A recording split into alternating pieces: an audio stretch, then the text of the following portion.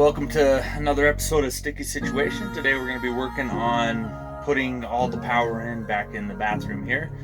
I've just put together the junction box, and then I'm going to connect the solar charge controller and get all the wiring prepped so I can change out my solar panels, make them a little bit bigger instead of that just a 100 watt that I have on there now. Maybe I can get another 700 watts put up on the roof or somewhere nearby, or at least make it so that it's big enough that I can put panels on in a little while, and so it'll charge up what I have in the bathroom here plus and give me more power so I can run my inverter and everything else. Because right now the only light I have is plugged right into this old one, and it's just a 12 volt light, so it works, but I'd like to have power to go out the outside to the outlets and everything else.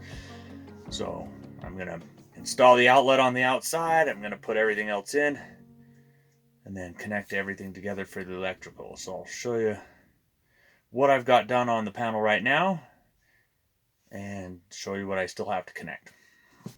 Okay, hopefully you can see this good.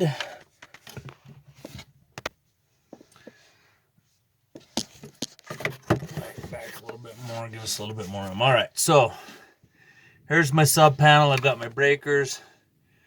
Right now I've got this 30 amp. This is the power coming in from my solar trailer. So if I want to plug it in directly, it'll come through the wall here, come up into that. So that'll power the box if I want to disconnect it to my solar trailer, not worry about anything else. And I've got these other breakers in here, which are for the outlets and then for the lights. And then this last 20 amp breaker is for my solar charge controller. So I'll run that wire. I may up that to a 30 amp breaker just because I can with that solar trailer. So, or not with the solar trailer, but with the solar charge controller. So right now I just had an extra 20, so I put that in there. So I've got that box. It's attached down in here inside my box. So right now all I've got connected to the whole system is this lead acid battery. It's just a 12 volt lead acid battery, but I've got those other SOK batteries that I just need to get connected, and I'll have them on a cupboard on the inside here. So once I get those in, and then also get the shunt and then the power battery level stuff all connected in, then we'll have that. So my next thing I'm going to do though is change out that solar charge controller and put the big Renogy one right here. So I'll show you what I've got in this box, show you what we have. So it's a 20, 30 or 40 amp Rover series charge controller. Nothing super fancy. I mean, it doesn't have to be super great, just enough to power a couple panels, enough for like I said, in here I've got an outlet for the bathroom here, which has that, and then it has the USB connector so people can charge their phones and stuff. And then also has an outlet which I ran underneath, and then I ran outside, so it's on the outside edge of the bathrooms, close to my blacksmith forge and shop area and wood mill, so I can work on that too. So, but then the other 20 amp breakers for these lights, which go for up here for those two, and then the outdoor light here, and then the emergency night light, which will just come on anytime it gets dark. So for now, let's work on pulling this out.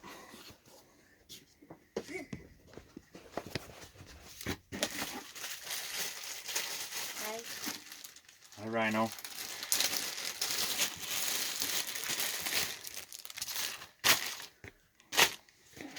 So you're using your own phone? Yes, I am filming right now. Okay.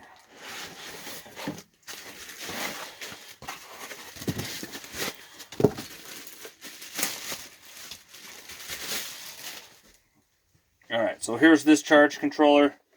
Nothing super fancy. It is kind of heavy, but it's got the aluminum fins on the back, easily mounted to the wall. And then I can see what I've got power wise. All the connectors are pretty solid in there that I can get good sized wire, at least leave some 10 gauge in there. And so let's prep that and connect it to the wall.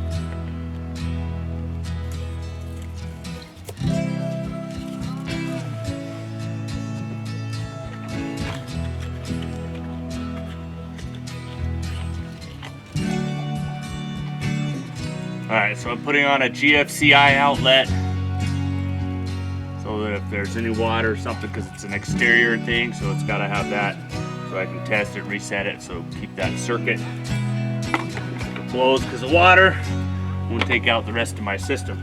So I'll install that out here with this.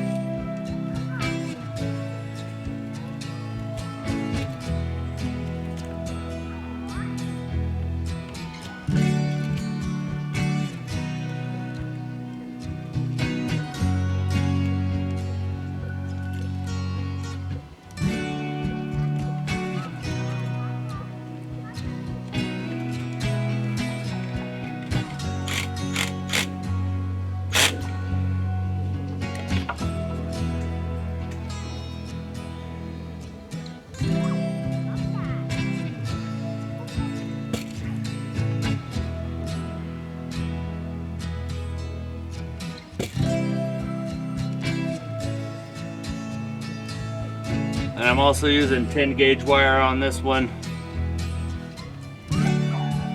just because I might be running heavier saws or something out here, because this will be attached to the back towards my blacksmith forge.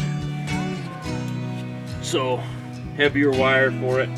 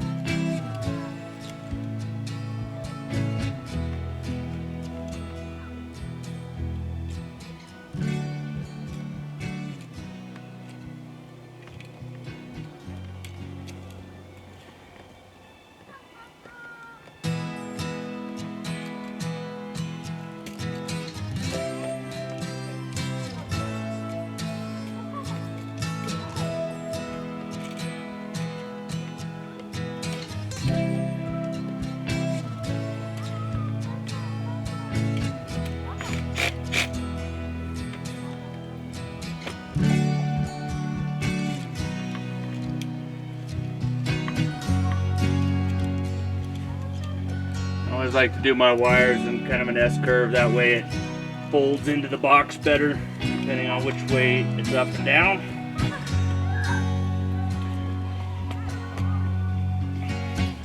Especially when it's heavier gauge wire and it's hard to push.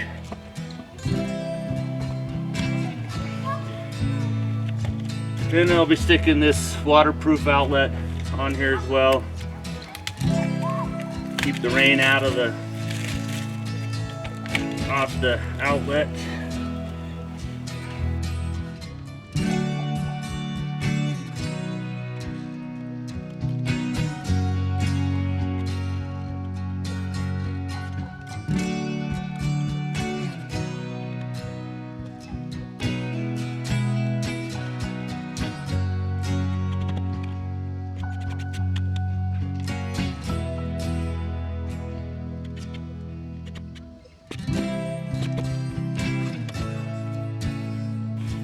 And that is that. So it should have water protection, keep all the water out, plus let me lock it and keep it closed as well.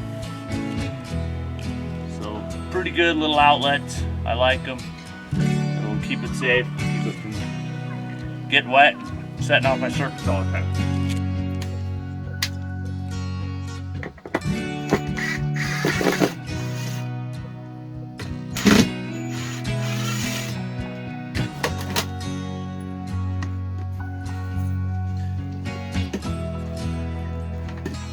Put this solar charge controller down here to the side for now, since we still need it on there for everything else. And I have a couple of options. I can use these clips so that it attaches to the side of this, so I can just screw them in directly, or I can measure the holes and put it in exactly how I want to. First I have to decide whether I want it more over that way, in the corner.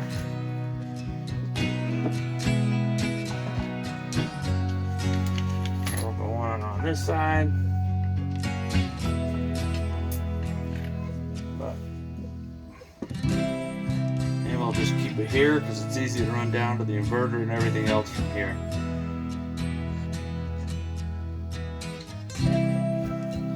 But I do kind of want to put it high enough that little kids won't be fiddling with it. They probably will, no matter where I put it at, so who knows, we'll see. So I can either measure out all these holes, screw it in, just clip it, or put these clips on the side and drill it in directly. I think I may put the clips on the side, just because if I do that, then I can screw right into the side and be a little bit better. So we'll do that.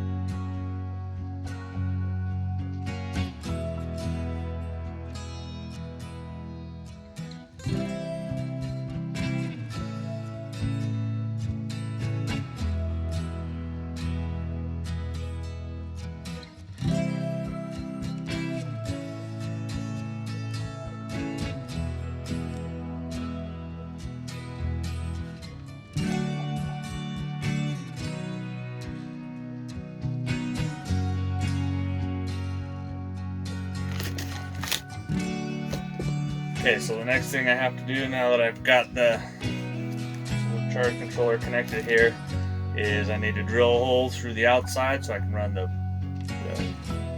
PV cable through, the solar cables through there, and then run it up to the roof and across to wherever I need to go, but I at least want to put a little junction box in there. I'll be drilling through to the other side. Putting in one of these, it'll give me a watertight seal on those, so I can put that against the wall, put some silicone, some caulking on there so that no water will leak through, and this will give me the protection I need. I may also put one on this side like so that you can see, so it looks pretty, at least coming in back out the other side. So I might do it both ways just so it looks nice and contained, as opposed to just a big hole right through here that comes through. Could do it probably either way, it doesn't really matter, but I think it's going to look nicer if I do this. So let's drill that hole.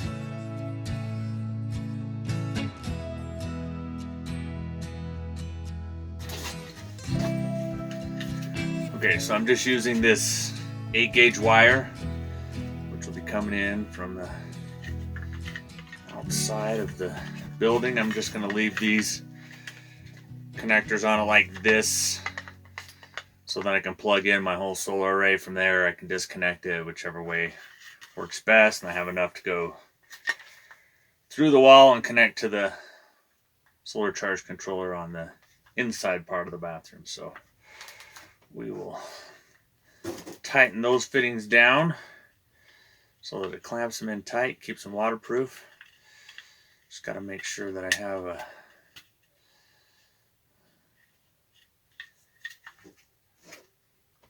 enough space on the other side for it to go through and go up and connect to the inside part. So let's do that now.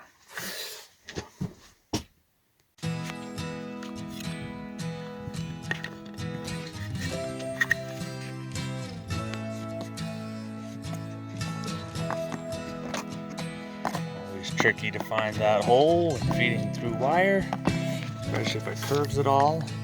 Isn't straight.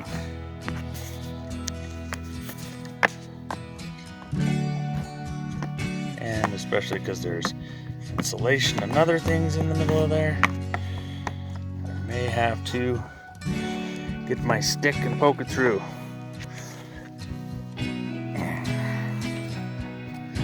Clear the path.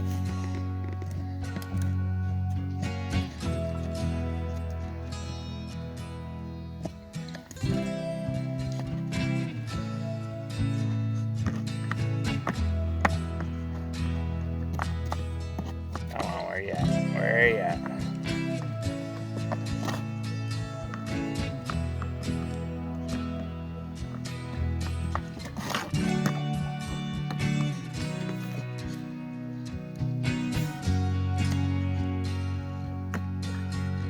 There we go.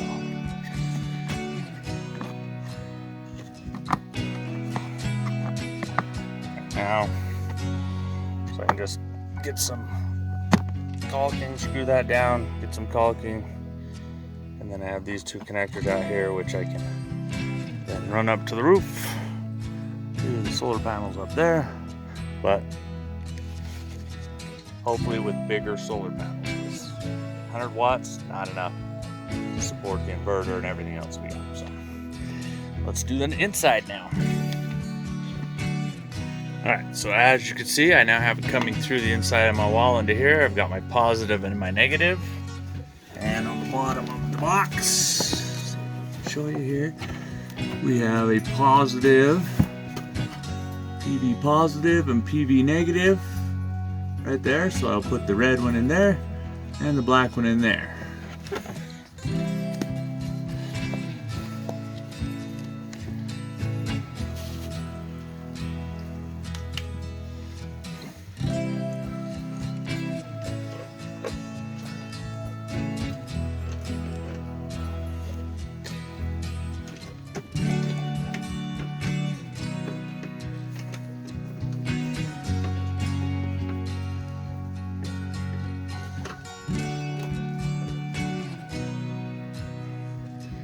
This is 8-gauge wire. It's not too difficult to bend it, which is nice.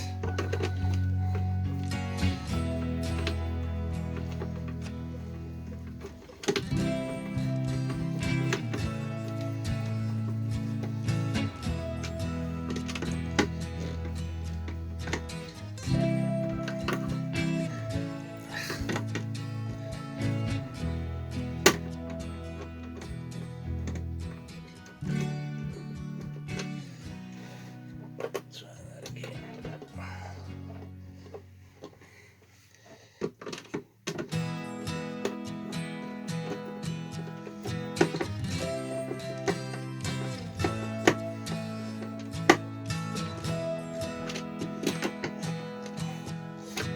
So we got them both clamped in pretty tight.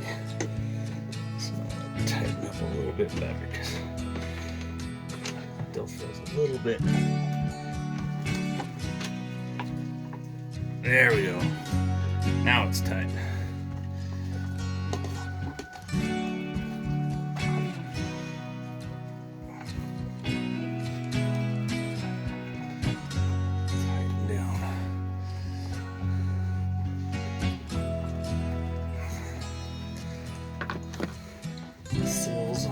these so the wire won't slide out or slide in.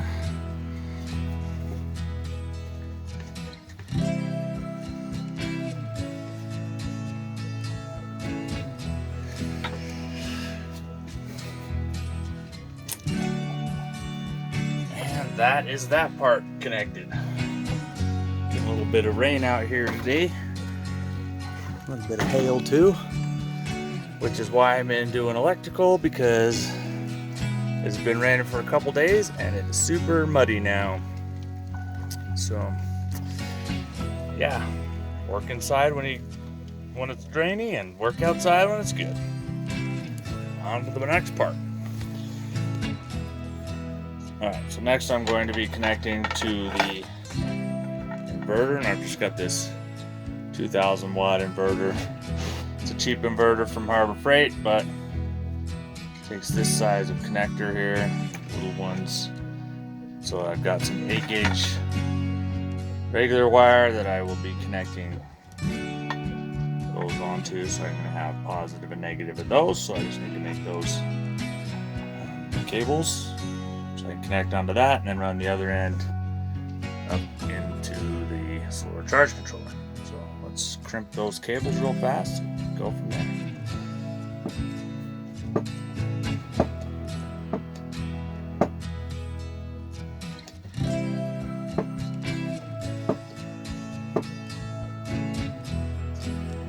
Alright, so I'm just using my hydraulic crimper from Harbor Freight. This thing works pretty good. Nice tight crimp.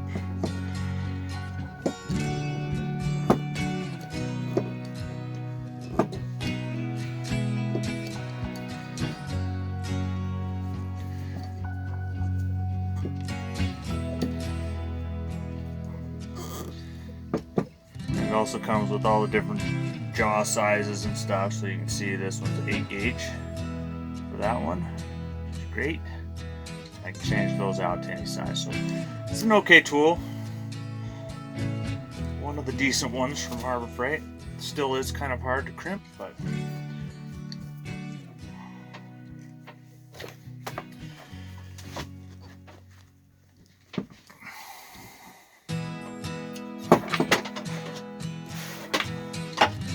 as you can see, it does the job really well on that one. So,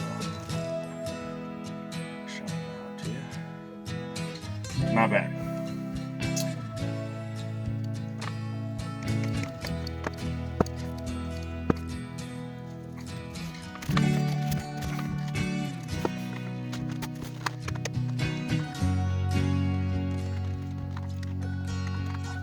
And I'll just put some shrink wrap on the end of that just to seal it up nice.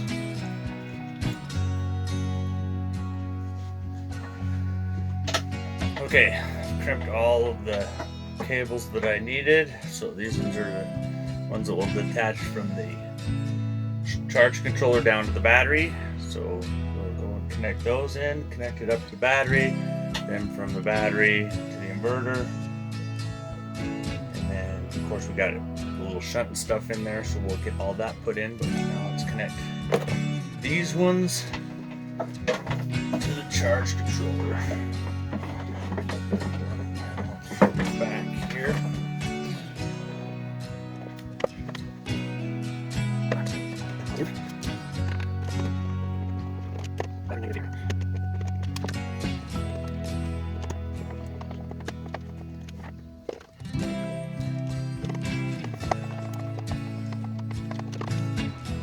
Tight, give it a little tug, but not too tight so that it strips out everything and smashes it. So let's attach them to the batteries now.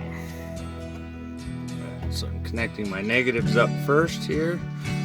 So this negative to negative, and this negative goes down here to the shunt on the side.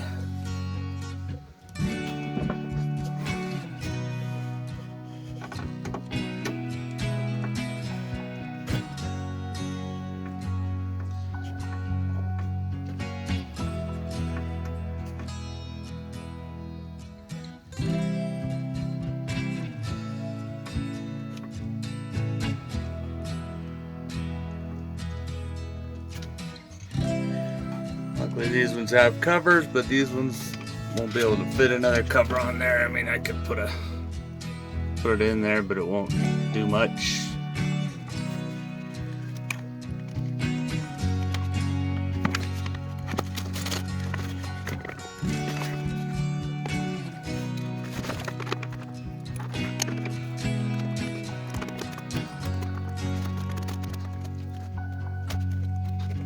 See, it doesn't do much, but I guess it's something. Maybe I'll put the other one on that side just because it gives it something.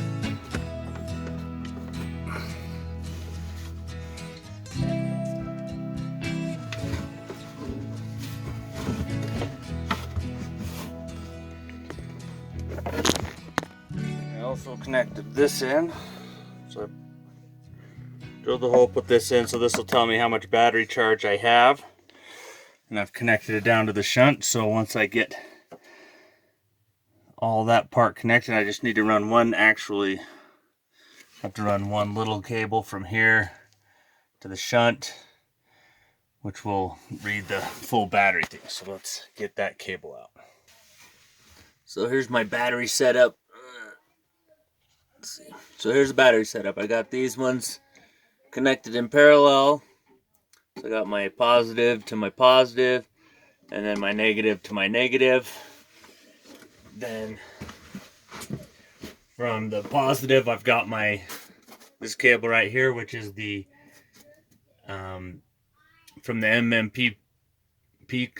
Mppt controller.